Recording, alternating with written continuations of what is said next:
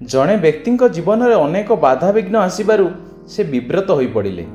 जीवन में केमिति शांति टिके पाइबे तार उपाय जानिबा लगी जड़े गुरु पाखक गले। गुरु थिले ज्ञानी। से एक नदी कूल आश्रमटीए करी रहुथिले। से व्यक्ति गुरु पाखरे पहुँचला बेलू गुरु नदी कूल एक पत्थर उपर बसी नदी को चाहि रही। नदी जल कुळु कुळु नाद करी बही जाउथिला।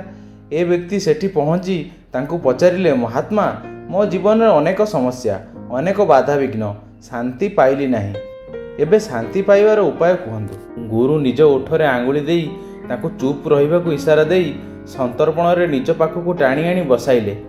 तापरे से तांकु अति धीर और मीठा स्वर रे कहिले, किछि कुह नाही, केवल ए नदीर संगीत सुनिबाकु चेष्टा कर। भद्र व्यक्ति सेठारे बसी रहिले एवं नदीर छळ छळ बही जिबार मृदु संगीत शुणी पुलकित हेबाकु लागिले। किछि समय पर गुरु धीरे कहिले, देख ए नदीर प्रवाह को, एहार पथरे केते शिला, केते पर्वत, केते बंधवाड़ और आहुरी केते कौन छिड़ा हुई एहार सड़क बाट को बंद करिसंती। किंतु नदी कौन अटकी जाइछि?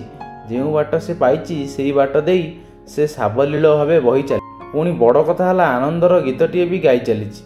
तुमे तुम जीवनर सबु बाधाविघ्न पाइबा सत्वे ताकू भ्रूक्षेप न करी आगको बहीजीव ना केउठी अटकी जाई पचा पोखरी रे परिणत हेब, ताहा तुम उपर निर्भर करे। ए नदी जदि किछि शिक्षा देइछि ताकू पुंजी करी तुमे घर को फेरी जाओ।